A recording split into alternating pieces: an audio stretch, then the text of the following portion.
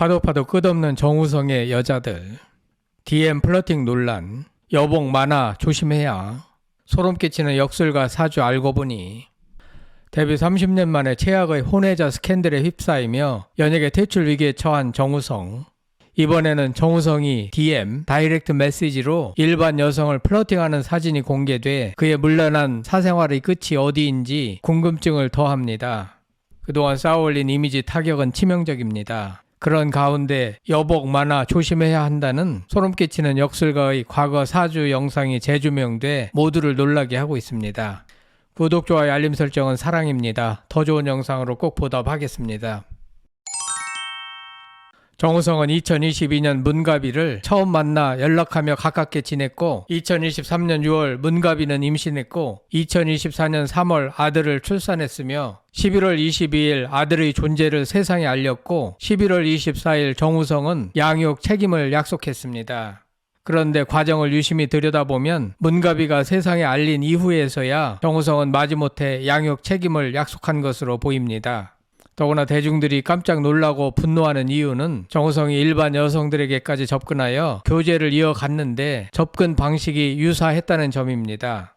정우성의 인스타그램은 파란 마크가 표시되어 있는데 바로 공인 마크입니다. 정우성은 7월 6일 오전 1시 10분에 한 여성에게 멋진 직업이라는 DM을 보냈고 이에 해당 여성은 오전 6시 44분에 정우성님 해킹 당하신 건 아니죠? 라고 답을 보냈습니다.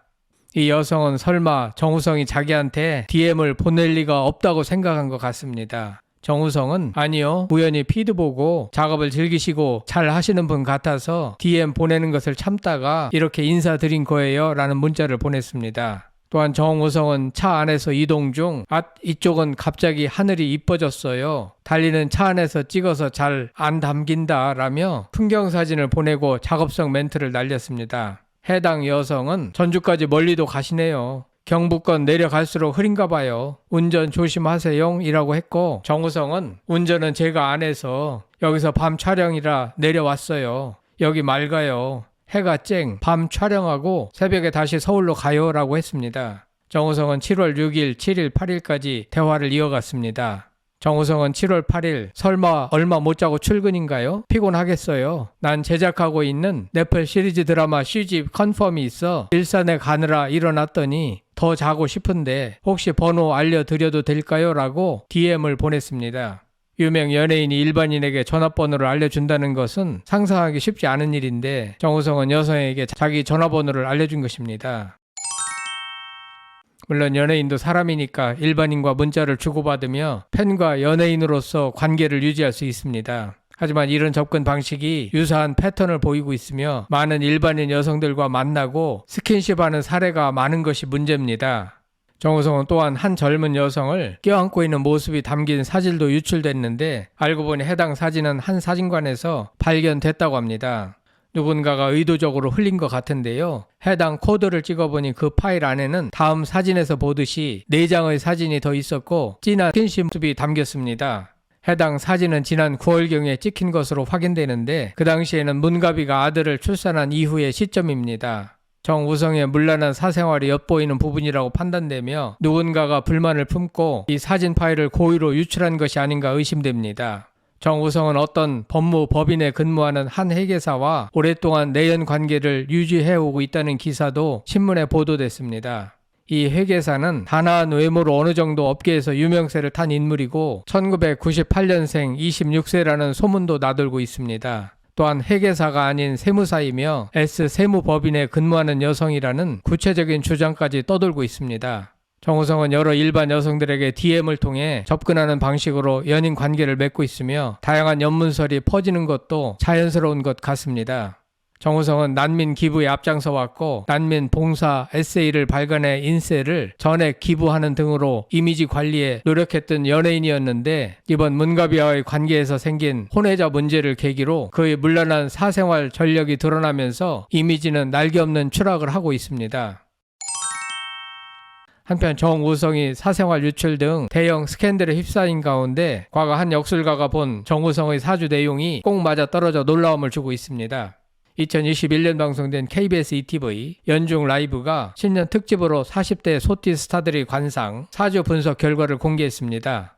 당시 관상 역술가 퀸이는 정우성의 관상에 대해 전반적인 재물복은 굉장히 좋지만 조심할 필요가 있다. 눈썹이 진하고 눈두덩이가 좁다. 이런 분들은 좀 고독하다. 배우자와의 인연, 결혼이 쉽지 않을 것 같다라고 예언했습니다.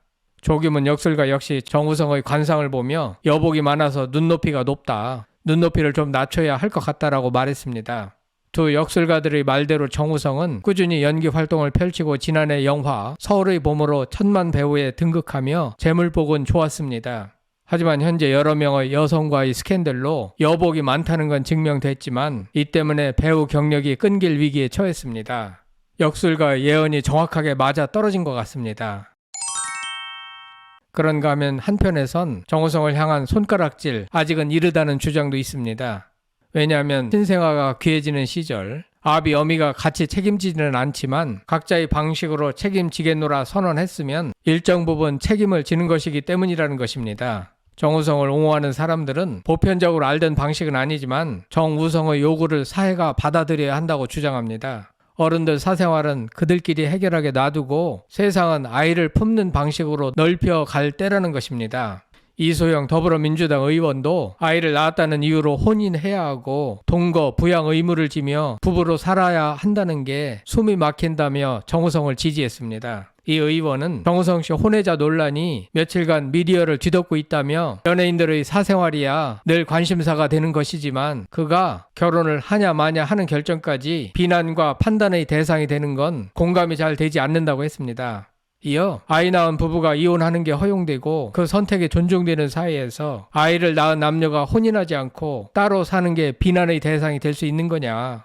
그럼 아이 낳고 결혼한 뒤 이혼하면 괜찮은 거냐? 라고 의문을 제기했습니다. 이 의원은 애초에 그런 게 왜 판단과 평가의 대상이 되는지 잘 모르겠다. 누군가와 함께 산다는 결심은 굉장히 실존적인 결정이라며 함께 아이를 낳았다고 해서 상대방과의 관계를 불문하고 혼인을 해야 하고 동거 의무와 부양 의무를 지며 부부로 살아야 한다니 왠지 숨이 막혀온다 라고 지적했습니다. 그러면서 혼자 살 자유, 내가 원하는 사람과 혼인할 자유, 이런 것은 개인에게 부여된 오로지 고유한 자유이고 권리인 것 아닌가라고 덧붙였습니다. 그럼에도 불구하고 대중은 정우성을 일정 부분 비판하고 있습니다. 대중은 정우성의 혼외자 출산을 문제 삼는 것이 아니라 그가 여태껏 보여준 이미지, 다시 말해 난민 보호 등과 같은 선한 이미지와 상반된 행보를 보였기 때문인 것 같습니다. 또한 문가비를 만나는 동안에 다수의 다른 여성을 동시에 만나는 점 등은 그가 설령 연예인이 아니더라도 비난받아 마땅한 일이라고 대중은 판단하는 것 같습니다. 여러분들의 생각은 어떠신지 궁금합니다. 성창일 TV였습니다.